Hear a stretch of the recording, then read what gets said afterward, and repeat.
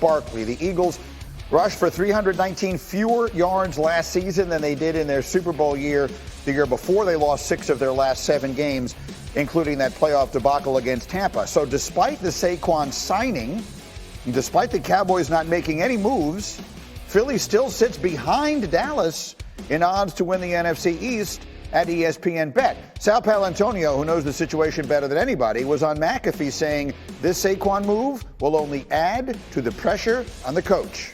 I think Philly they're still behind Nick Sirianni, but I'll say it, Nick Sirianni's on the clock.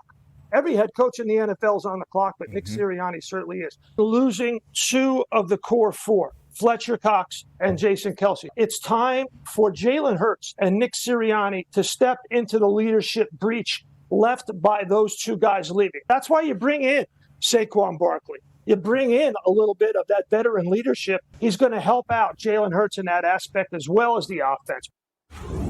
I am a huge Saquon Barkley fan, a huge believer. I thought this was an enormous and impactful move for that Eagles offense that did not run the ball nearly as well last year. Jalen Hurts did not look nearly as good last year. How much of a difference does Saquon Barkley make quickly, RC? I think Saquon makes a huge difference in what Sal is talking about in the leadership role. We've seen Miles Sanders succeed. We saw DeAndre Swift have a good year when Brian Johnson put the football in his hands. It's going to be about what Saquon Barkley can bring from his experience, from his leadership, and the way that he connects with people in the locker room, and also the confidence that he gives you with that sort of talent at the position. But he needs to be used in the correct manner. I think Saquon Barkley becoming a part of this team is only to add to the star power of the offense, but don't forget about Howie Roseman's moves to get Bryce Huff and C.J. Gardner-Johnson defensively, because those were huge as well. So, Kmart, how about the pressure that Sal is talking about? Gosh, 1,000%, because Nick Sirianni could not stop his team from free-falling the last 2 months of the season, and then when the season was over, he couldn't explain why it happened, or he couldn't talk to how he plans to not let that happen again. The Eagles are a team that was just in the Super Bowl, and they completely fell off a cliff. So I think Sal is right. Adding Saquon at that price tag, another big name, is a lot of pressure. But even without Saquon, people in Philly, they were getting frustrated with Nick Sirianni not having any answers, and now we're going to see if he does this season. Well, look, they make the changes at coordinators and all that kind of stuff, and no one knows that market and that situation better than you do, Lewis. I mean, how would you describe the expectations and the pressure that come with them in Philly? Rainey, I think that's it right there. That's where really the pressure lies. The coordinators, the new guys. It's going to be about Kellen Moore getting Jalen Hurts back on track, getting Saquon Barkley involved, making sure A.J. Brown doesn't go a month without scoring a touchdown to where all of a sudden now he's getting ticked off. Make sure Devontae Smith continues to be the Robin to A.J. Brown's Batman, and that those two are working in conjunction with one another. Making sure this offensive line, now that Jason's not going to be there, is still in sync, still in unison, still the best run-blocking offensive line in all of football. That all falls on Kellen Moore. And then on the defensive side, Ryan talked about Bryce Huff. Obviously, their defensive linemen were supposedly up on the block as far as being trade candidates when you're talking about Hassan Reddick and Josh Sweat. So those guys need to play better. Now, who does that fall on? They also have a new defensive coordinator in Vic Fangio. Yep. So those 2 guys in particular, just like last year's coordinators were on the hot seat, they're on the hot seat too. And if Nick Sirianni actually picked those guys, then look, of that right there to me is where it all starts. That's where it all starts, even before we get to the locker room.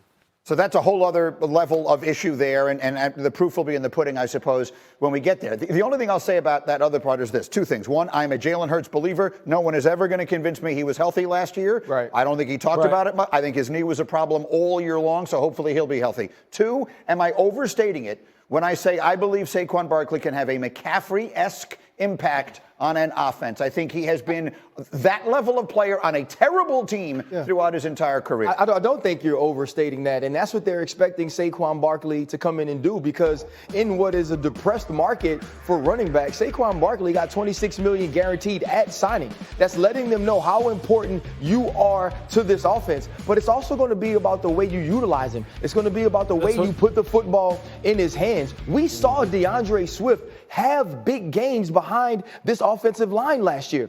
Now, how do you put Saquon Barkley in those positions to have one-on-ones in the open field? This dude was contacted behind the line of scrimmage the second most in the entire NFL last year. We've seen him when he has space. You talked about hitting the home run, Lou. Saquon Barkley can hit the home run.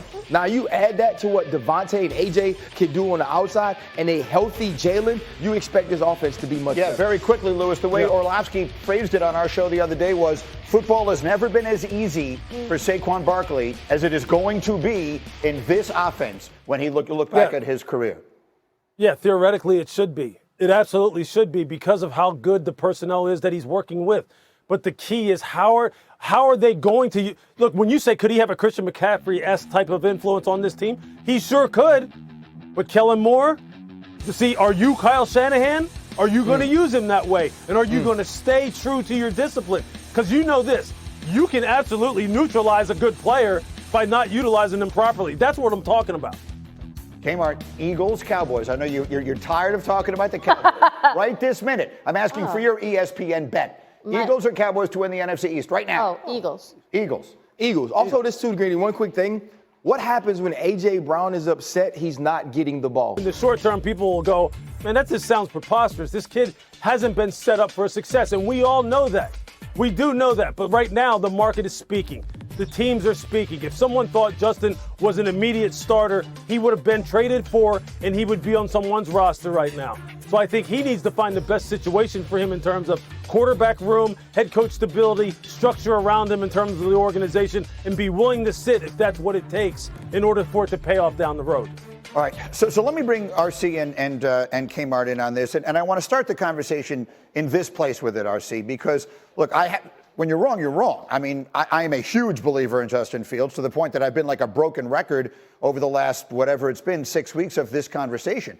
But 31 NFL teams are telling me I'm wrong, and they can't all be wrong. So what am I missing, RC? If you're a person, if you're sitting in one of those chairs where they're evaluating their quarterback options, and you're saying one of my options is to trade, let's say, a third-round pick for Justin Fields, maybe pick up his fifth-year option, maybe not. It's still a heck of a lot less expensive than most of the. Why is everyone saying no to that? I'm gonna be honest. I don't know why everyone is saying no, or maybe everyone isn't saying no.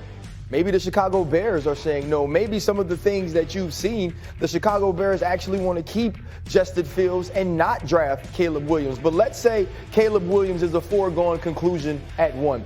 A team sitting back, and if I'm the Las Vegas Raiders, do I go out and get Gardner Minshew, or do I go out and get someone with explosivity in their arms, someone that could create plays with their legs? I think Justin Fields would have been an upgrade over him. Rather than going out and get Russell Wilson, I would rather bring Justin Fields in to compete with Kenny Pickett, because that allows me to have a franchise quarterback of the future for the next decade if he works out. But someone is sitting back and evaluating, and they don't agree with us. Right. They don't agree with us that Justin Fields is that next guy to be a starter for that team. Or, like I said earlier, Ryan Poles has pulled the wool over all of our eyes, and it's all been about a weem away. He's been the Lion King the entire offseason, and he's going to keep Justin Fields as his starter. But we don't expect that. And Kmart, I know you don't think that either. Keep shooting it down. So one of the things that could be going on here is that Ryan Poles may have overplayed his hand. He may have been asking for more at the beginning of this process. We don't know. And I suppose on some level we're never going to know. But explain it to me. What are people saying to you when you talk to them about why no one wants to give what little it seems in the big picture it would take to get this kid? So I talked to an NFL exec yesterday whose team was in the QB market. And I said, how could teams that need a starter or a backup not want Justin Fields? And he says, the longer we wait, the cheaper he becomes. Now, I personally think Pittsburgh should have gone after Justin Fields. Obviously, Mike Tomlin and Omar Khan disagree. But when you think about the Chicago Bears and Ryan Poles, and I still believe they're going to use that #1 pick on Caleb Williams.